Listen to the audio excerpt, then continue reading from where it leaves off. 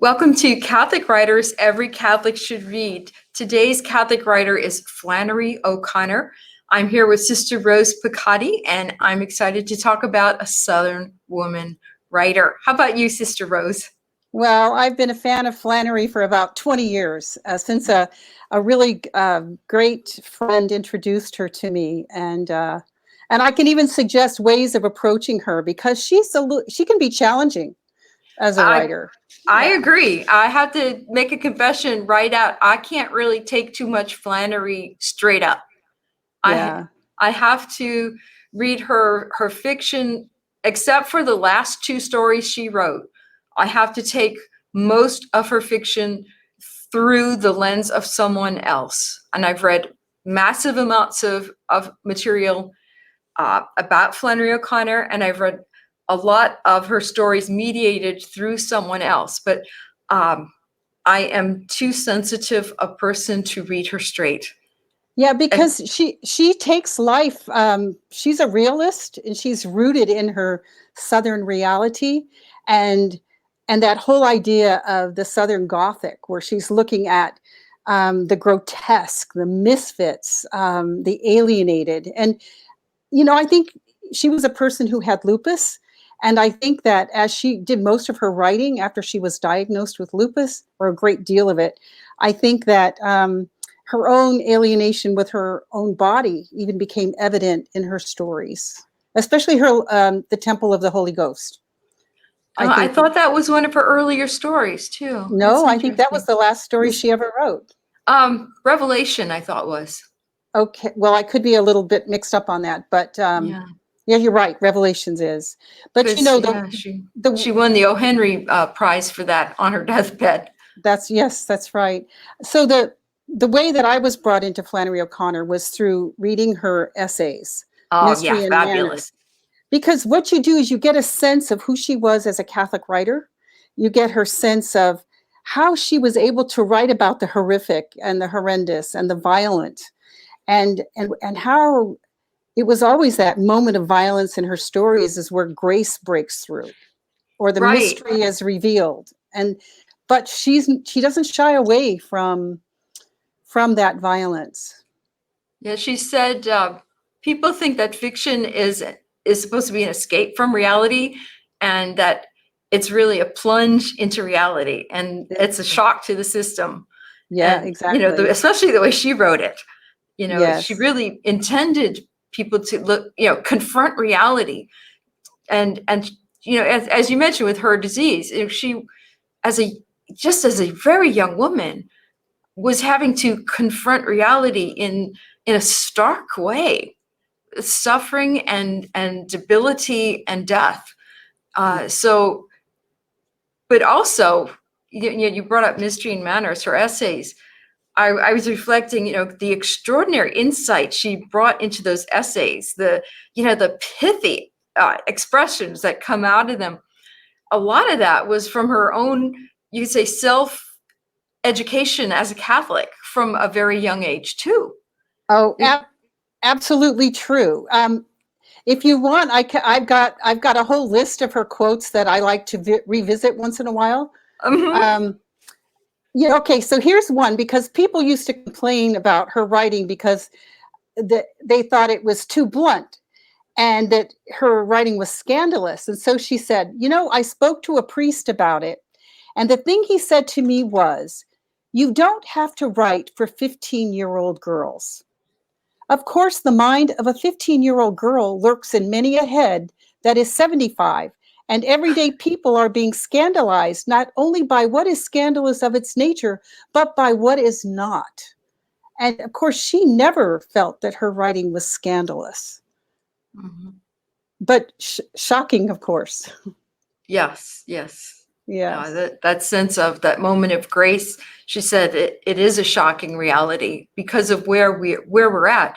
I think also one of my favorite theological writers, Alexander Schmemann, the Russian Orthodox writer, he said, we have gotten so used to the situation of our sinful existence that we forget that the actual state that should be normal to us is a state of praise, thanksgiving, recognition of God's greatness. That's what's normal. And Well, we've gotten used to a state that is not normal. And I think Flannery is showing us that through the grotesque, the use of the grotesque, to tell us this is not as it should be, highlighting that. Well, and she said a fiction writer a fiction writer renders. You show, you don't tell. That's, I thought, was very insightful of her too. She's not saying to you, this is what you must get out of this story, but I'm showing you a reality and how grace works. And I just think that she's incredible in this way. And I was just reading something about her. The role of the Spirit of God in the artist's aesthetical transaction. That's what you always have to look at with Flannery O'Connor, is the role of the Spirit of God. And I think if you see it that way, that you put yourself in a completely different position in regard to her as a Catholic writer. Mm-hmm. And I've been doing some of my homework for the series, and it's very interesting what some of the top Flannery scholars point out about the way she uses kind of the imagery she uses to bring out the role of the Holy Spirit. The idea of eyesight and fire. These are images that she is evoking so that we are aware that there's something of the divine that's happening or that we're blind to. But she uses a lot of the sense of eyesight, and a lot of times she'll refer to fire, and that these are prominent images for her of a working of grace. Well, and also how a person can be so alienated from the community of grace, if you will, because they're different or because they have some defect, but how grace brings them into not only a union with God, but a union with other people. I think that they're, although she wasn't a social writer, she wasn't a social commentator, but as we know from recent conversations and our own social reality today, that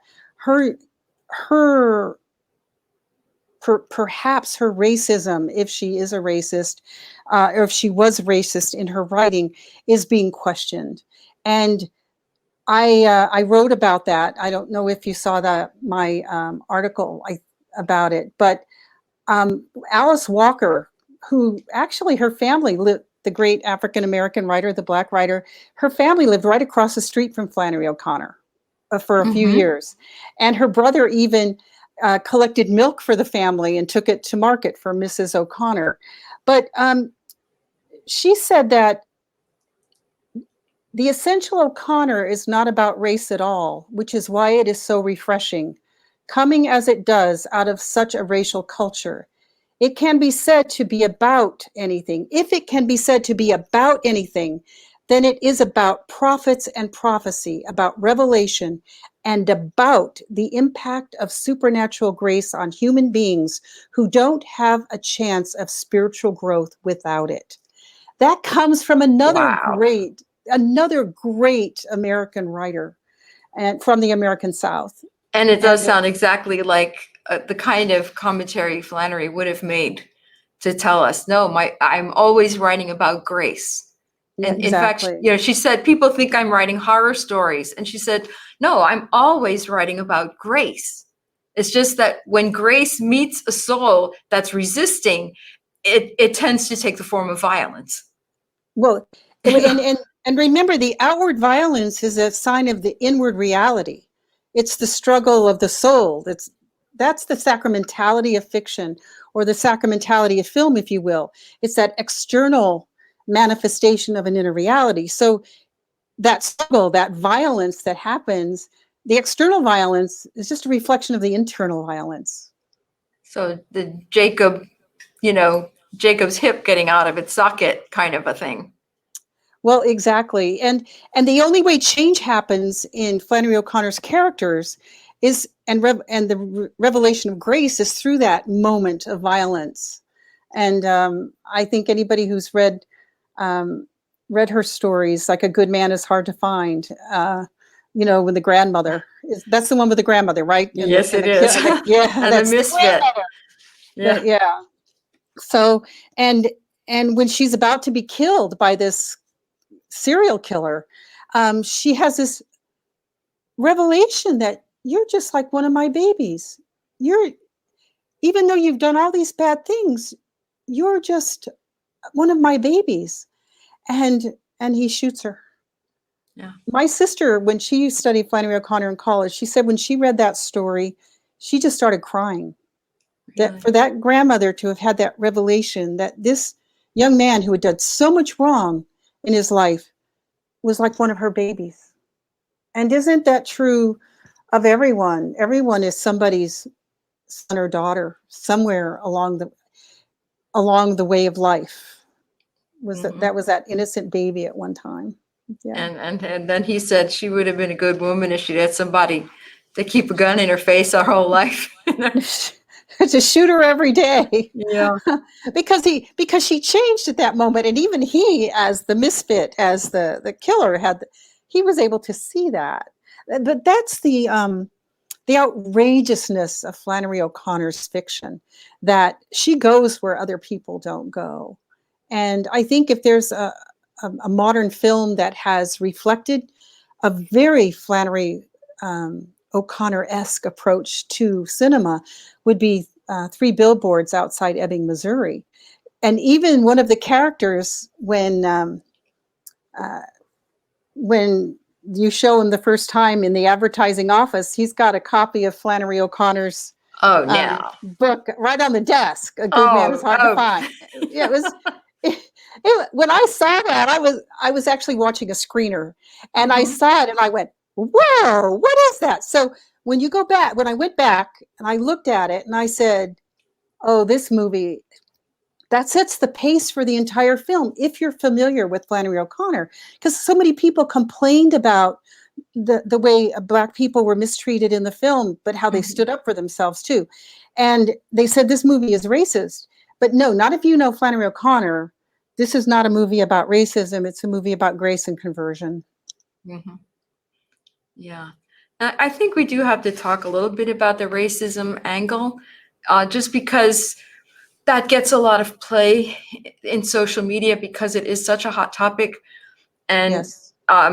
you lived in the South. You lived in South Carolina. I'm from the South. I was raised by Flannery O'Connor's generation. She was born between my godmother and my mother. She was born in 1925, so she's Oh my right gosh. smack between Tootie and Mama. So Uh-huh. I know that generation. Uh-huh. And I have to say, as a Southerner, when I read the letters of Flannery O'Connor that are being pulled out, phrases pulled out of context and pointed to as evidence of, that she's blameworthy.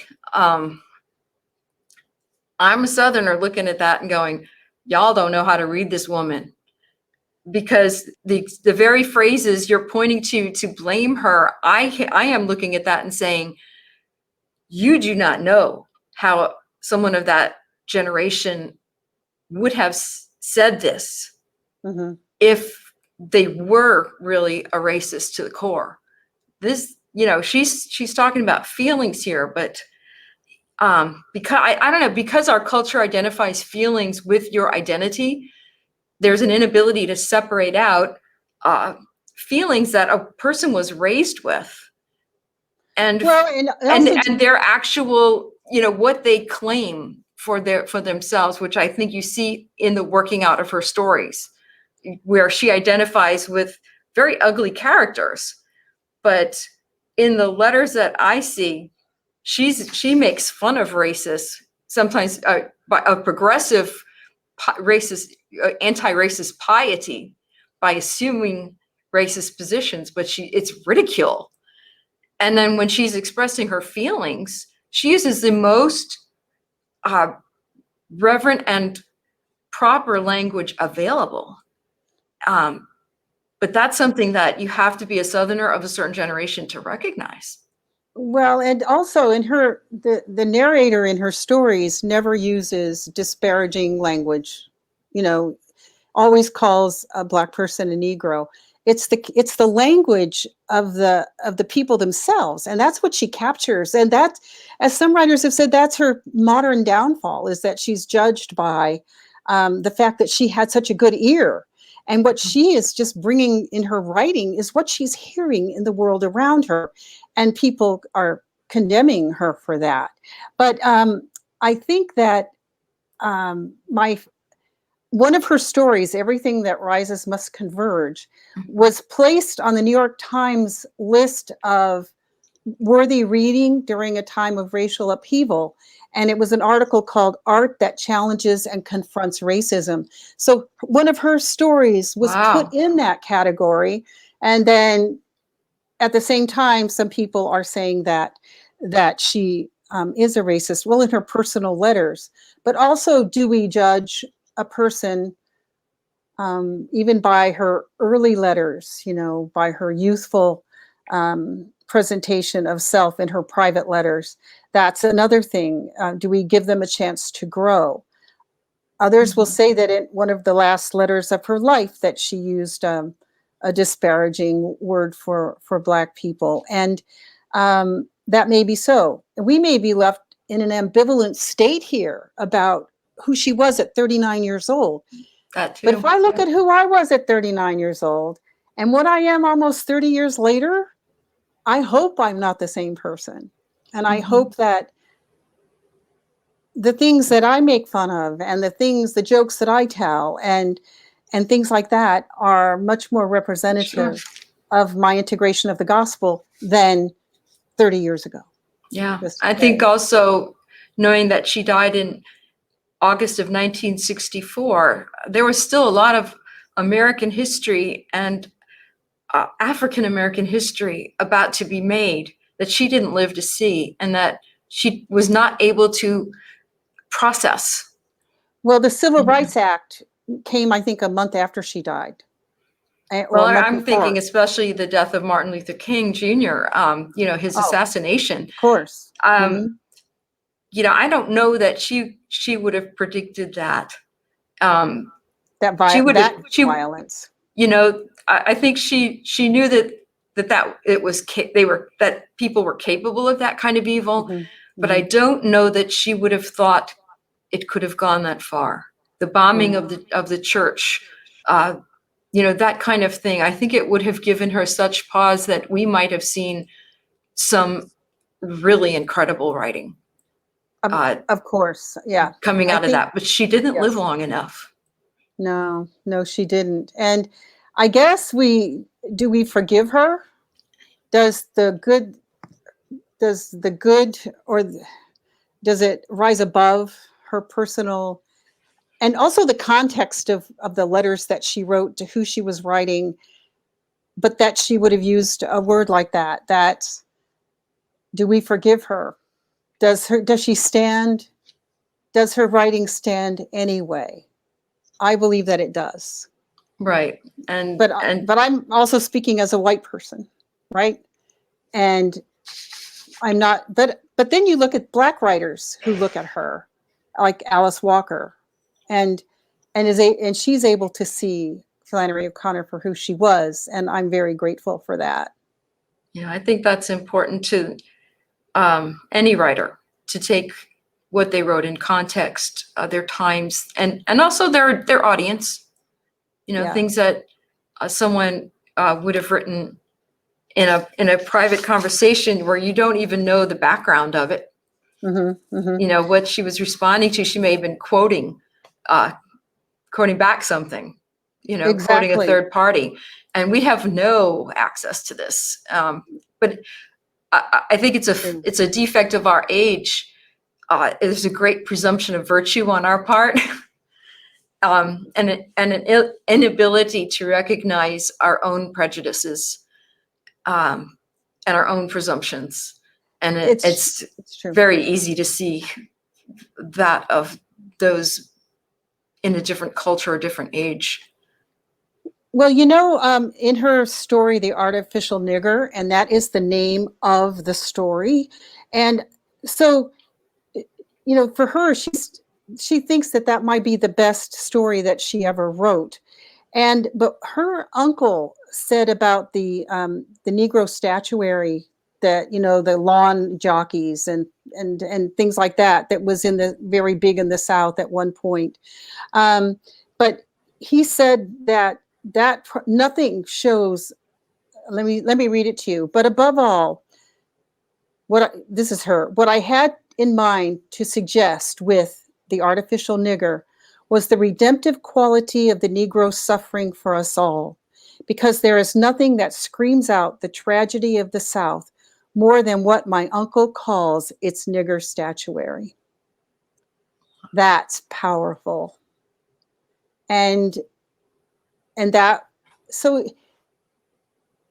I'm ambivalent. I mean, I see what her letters, I see what she writes, but then I read this and I said, she knows. She knows. And I think her audience in the South who got her, because lots of people bought her books and then sent them back because they didn't understand them in the South. And but a lot of them knew that she was critiquing them and mocking them. Yes. Mm-hmm. So what's your personal favorite story? It's you know what? And it just goes out of my mind every time. It's the one on the bus. Oh my gosh. That's my favorite one. That's quite a critique. That's what? That's quite a critique. She's kind of critiquing the sophisticated progressivism of her time. Well, it is, and it's terrible that that the name is going right out of my head. Mine too. It's everything that rises must converge, I think. Okay. Is the yes. And that of course is taken from Teilhard de Chardin. Mm-hmm. And remember, he wrote about the omega point and how everything will be integrated, that everything is coming to unity in Christ. And Teilhard de Chardin was kind of condemned by the church in the 50s, but Flannery never bought into that.